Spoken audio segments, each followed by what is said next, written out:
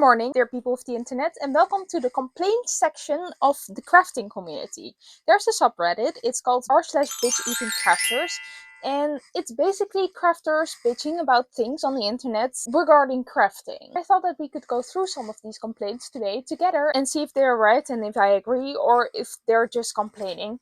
And I think I'm the perfect person to judge this because I'm Dutch and our national pastime is complaining about things. So I know everything about complaining, I think. Before we get into that, I'm in art school and you can support me a lot by subscribing and watch my videos, which is completely free, and I would appreciate that a lot. Okay, now let's get started.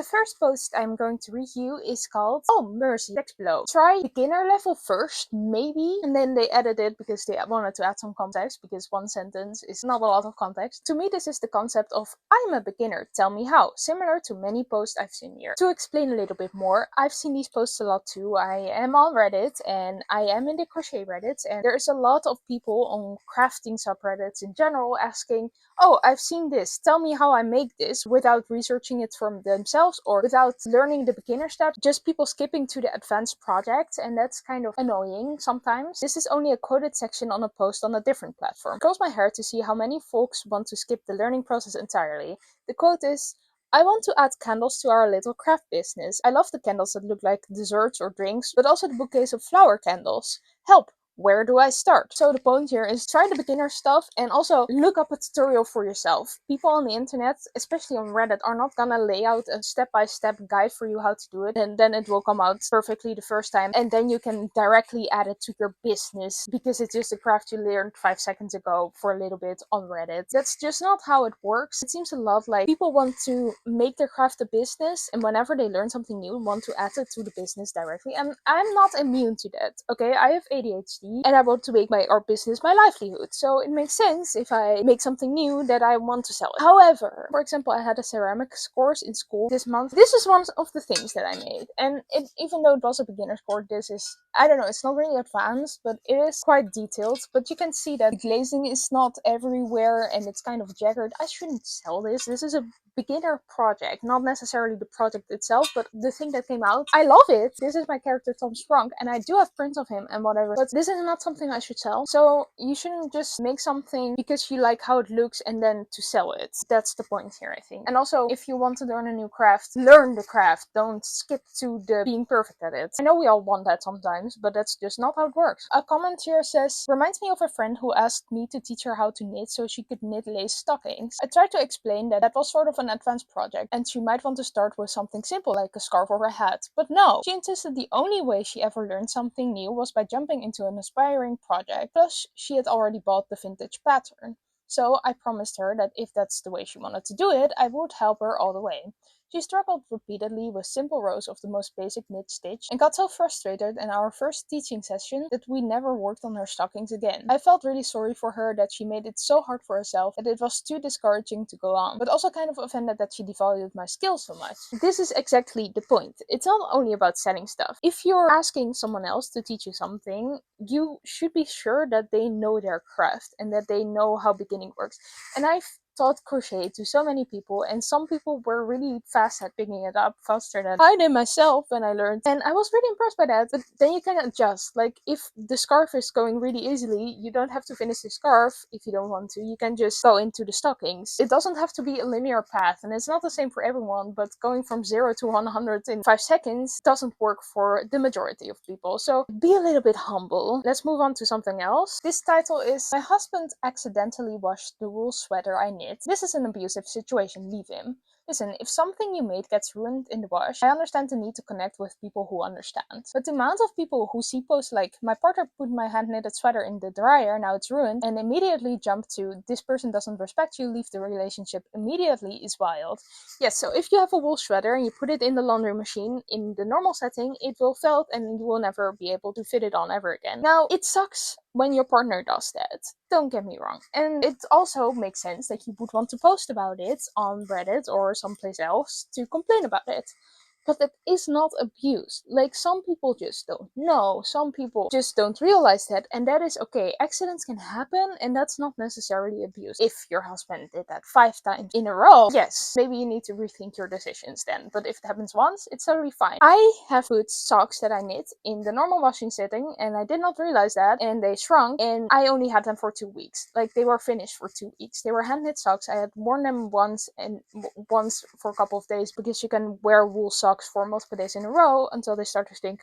And I put it in the normal setting, and they felt it, and now I can never wear them again. I was very sad about it, but it was my own fault, and it was a mistake, and that's fine. Should I break up with myself now? Accidents can happen. That's not an immediate reason to break up. So people should chill in the comments. I know that this is Reddit, and I know that every first verdict of anything that goes wrong in a relationship is always break up with the person on Reddit.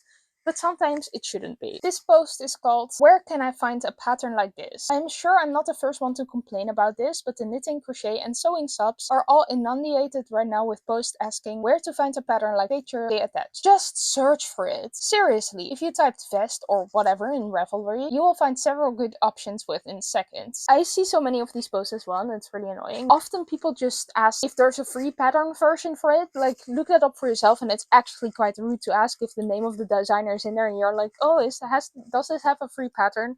Or another iteration of this is an AI pattern that my grandma sent me and wants me to make, but it's an AI pattern. Where can I find something like this? Look it up for yourself. If it doesn't exist, make it yourself. There is even subreddits where you can commission someone else to make a crochet pattern for you. Go over there. Stop asking people to do the work that you should do yourself, which takes 2 minutes and an internet connection. It's just like, I worked in a bookstore for a while. People would come up to me all the time and they were like, where are the English language books? And they missed the entire section that says English right above it and has British flags all over it. Of course, if you're in a store and you're working there, you have to answer it and not be mean about it, but it's annoying, and this is the same thing, but worse, in a way. I think it's worse. This one is titled "Facebook Knitting Groups Are the Devil." Okay, not all of them, but a whole bunch of them are full of "how do I do this? Have you tried searching? No, of course not," and so much fucking AI. The other day someone posted an AI generated photo of a beanie hat and asked if there was a pattern similar to that she could make, and of course said this would be my first colorwork project. I said it wouldn't be possible just in knits because the AI gibberish looks closer to embroidery, but I went and spent 15 minutes on Ravelry finding hats with the same sort of vibe, and especially one someone could do as their first colorwork project, which is far too nice of this person. I disagree with doing this. I am sure this person is very kind, trying to help, but these people need someone to tell them no. I must have posted at least a dozen hats in the hope that she gets inspired by one. So of course she deleted the entire post and reposted it with a new AI generated image of a hat. I commented, did you delete the previous post where I sent you lots of possible similar projects? And she just replied, yep, I generated a better picture to better show what I want. All those possible projects gone and not a single thank you because she wanted to play around with ChatGPT instead of actual knitting. I just up and left the group. At least one of those hats was cute, so I added it to my project queue. That's insufferable. Like, first of all, the AI thing, right? You're in a group of people doing handcrafting, which in some cases, or in a lot of cases, is an art thing, and I would find it very insulting if people were to come at me like, here's a picture of an AI clothing piece, I want to commission you to make this thing for me. I find that insulting because you're insulting my craft and my brain, because I would rather have it that you describe it to me, use me as the AI. Like, I do the designing as well. Anyways, that's just insulting. Now, that's not exactly what happened right here, but sending an AI picture in a group chat full of artsy handcrafting people is quite offending, I would say. And I think that the person that posted this should actually have said no and left in the first place. But they are kind, as I said before. Then just deleting it without the thank you is just very, very rude. And I hope that the person that posted it and wants to make the hat, but actually only sends AI pictures, steps on a million Lego bricks. The next post is called "A Crafting Am I the A-hole?" We love these. I admit that I felt very free to comment on crafters' YouTube episodes if I felt that there was something that could be improved. Wrong. You don't do that. That's not your business unless they are specifically asking for it or talking about the problem they are having and you can help with this specific problem, but otherwise stay out of their business or be nice. I try really hard to be kind and productive. I will give you an example. Maker Mark's YouTube today, whose thumbnail said saying goodbye. All of us who watched him saw the thumbnail and immediately thought that he was saying goodbye to YouTube, and a lot of us gave a sigh of relief that he was just moving. Even though I really like his channel, there's no way that thumbnail was not intentional either to get more views or make his viewers panic. I felt manipulated, whether that was his intention or not. I don't feel like he appreciated the effect that it would have on his viewers. I commented that I love his channel, but that I felt it was a little clickbaity. He sort of lashed out at me on the comments, telling me I was minimizing his feelings, stress, and anxiety at having to move. Should I have kept my comment to myself? I felt like these YouTubers have put themselves out there and should accept the criticism as well as the adoring comments, but they are just not willing to receive any productive criticism. I guess that's reality and why I should just swipe on by. By the way, there were tons of comments saying, "Oh my god, I thought you were leaving YouTube." Thoughts? Well, you are the asshole, actually. First of all, giving constructive criticism to a YouTuber or anyone on social media is totally okay. If they are doing something really offending or really harmful to any community, if they're saying something that they should not say, you can be kind about it, have a comment, explain yourself, and not having it read as a hate comment.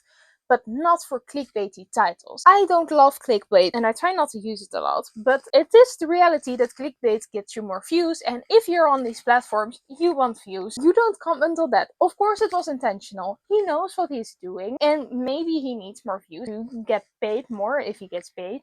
Yes, moving is very expensive, and it's not your job to comment on the fact that you don't like the clickbaity title. Then don't watch it. Just scroll on, I guess. It's his YouTube channel. He can choose whatever he wants to do with that within YouTube guidelines, and clickbait is within YouTube guidelines, so you should stay out of it. Like, it's not offending an entire community. It's just clickbait. And clickbait is annoying, I get that, and I agree with that, but that doesn't mean that you should comment on that and start a whole thing in the comments. This is just rude behavior and the person is the asshole. Okay, next. Weaponizing social justice language. I'm really tired of white women weaponizing social justice language for the great crochet versus knitting wars. I made a video about the crochet versus knitting war that doesn't exist. You can watch it on my channel. Maybe it's somewhere over there, I'm not sure. On Thread, someone posted that the current trendy crochet clothing doesn't look great because people are focused on fast projects with chunky yarn. I sort of agree with that, but not that it doesn't look great. I don't like that people are making things to be quickly done with stuff. I don't care about how any of it looks, and if you like how something looks, you should make it or wear it or whatever. That is not a problem, so it's kind of weird to say it like that. They said that there are great crochet garments, but they are done with thinner yarn. They said knitting tends to be better for clothing because it uses less yarn, so it drapes better. That is technically true, but crochet clothes are great. People shared their projects in the comments and talked about the yarn they used, and it was never chunky yarn. The OP complimented on their skill. Pretty normal online exchange. I find it kind of elitist and kind of, my opinion is better than yours coded. There was a group of people coming into the comments complaining about how it's just classicism and racism that makes people say knitting is better. If you have the time and money to put into learning a hobby, you're pretty privileged. Yes, hand knitting a sweater is cheaper than buying a hand knitted sweater. Sewing a garment is cheaper than buying a custom garment. It's not saving you money over buying clothing at most stores. Making your own clothes hasn't been cheaper for a long time. Yes, fast fashion is destructive on so many levels, but many high-end brands have some pretty questionable practices as well. I'm not defending fast fashion here, I'm just saying there is a lot of people who can't afford high-end clothing and don't have the time and money to make it at home. No one views knitting, crocheting, or sewing as something for poor people anymore. I really think online hug boxes where everything except praise is discouraged is making people behave like all criticism or normal human interactions is an attack. The LYS telling you that the yarn you selected might not work for that project isn't an attack. It's not classism wielded against you, a highly privileged white person. I think we need to detach classicism and racism. They are certainly very intersectional and they have a lot of things to do with each other, but they are two different things. Being white is a privilege. Yes, I agree with that, and I think that's just a fact. But also the connection between classicism and racism doesn't mean that white people cannot be poor and cannot be underprivileged. That is not what that means. Like, there are two different things that come together a lot of the time. I think that's important here. This is doubly frustrating because craft spaces do have a diversity problem, and white middle-class ladies yelling about discrimination because someone made a comment about their preferred yarn or craft just reinforces that these places are only for cis white women. There's racism, transphobia, homophobia, and classism in craft spaces. A white lady getting butthurt because someone said something very gentle about crochet isn't an example of that. This isn't limited to any craft or social media platform. I've seen it in Facebook groups, Instagram, and Reddit. I'm not saying people aren't rude sometimes. I'm not saying that there aren't knitters who look down on crocheters. I've never met them, but I'm sure they exist. I'm just saying that white women need to stop pretending they're being persecuted over the most minor criticism. If you care about equality, work to make your crafting spaces more welcoming and accessible. Don't just show up when you feel personally insulted and pretend it's a social justice issue. We don't need to co-opt anti-racism just because someone hurt our feelings. Well, okay, I think there's a lot that's happening in this post and a lot of things just getting mixed up, because I think saying that one particular way of crafting is a bad way of crafting unless it's objectively bad is wrong. You shouldn't be like, oh, you cannot use chunky yarn for garments because it looks shit. Sure, if that's your opinion, just don't do it yourself and keep it for yourself, because other people might like doing it a lot. Is there racism involved? I don't know. I don't think I can judge that. Is there classism involved? Maybe. I'm not sure about that. And I think that if you're a white person that wants to say about this, you should ask a black person or someone that isn't white in general for their opinion, because I don't think this is the problem, actually. I agree that we should make more space in the crafting community for non-white and queer people. I am a queer person. I think there are a lot of queer people in the crafting community, and I think there's space for us, but not everywhere. I think there's so much going on in here, and I think both the original poster and this person are wrong in a way. Crafting is for everybody, and everything is allowed, because it's crafting, it's an art. There are rules, I guess, but we should limit the amount of rules.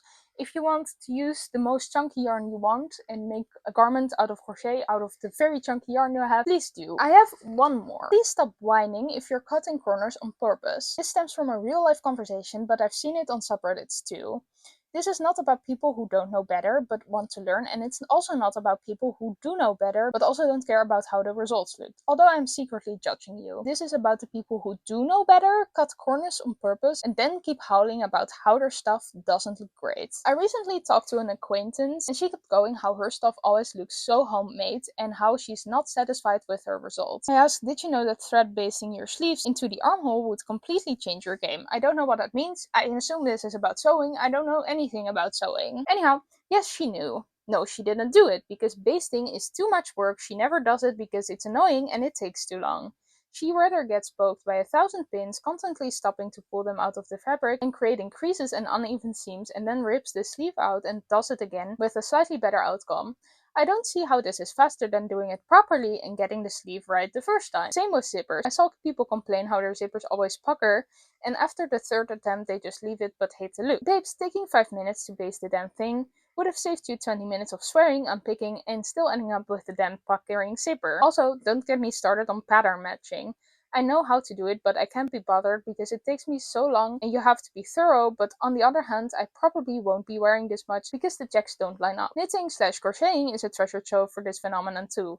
Always cutting corners, trying everything under the sun, except to frog and redo. It's not faster, it does not look good.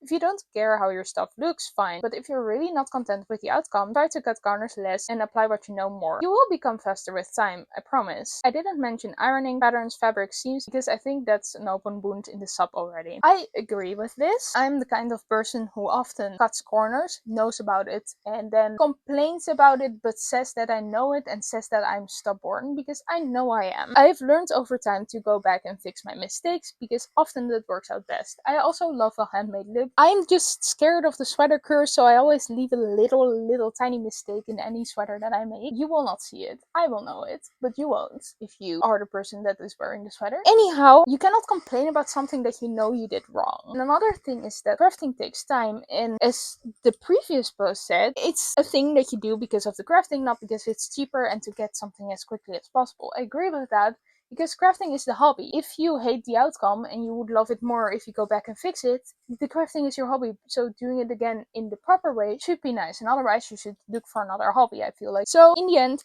I do agree with this. You cannot be jealous of something that you know you can do, but then don't do. I don't know what I think about this sub, because there's a lot of little things people complain about in the community that are really fine. Like, if a person is complaining that much in your personal life, you can just be like, I think this about this, and then it probably will stop. And otherwise, if it's in a sub, you can just mute it or whatever. But on the other hand, this sub, I feel like, is made for these complaints that come up a lot, and it's a specific place to complain about stuff. So I love it for that reason, because it's made for that. There needs to be a place for this. There needs to be more places for this, because I'm going to compare this with Star Trek, because I am a Star Trek fan.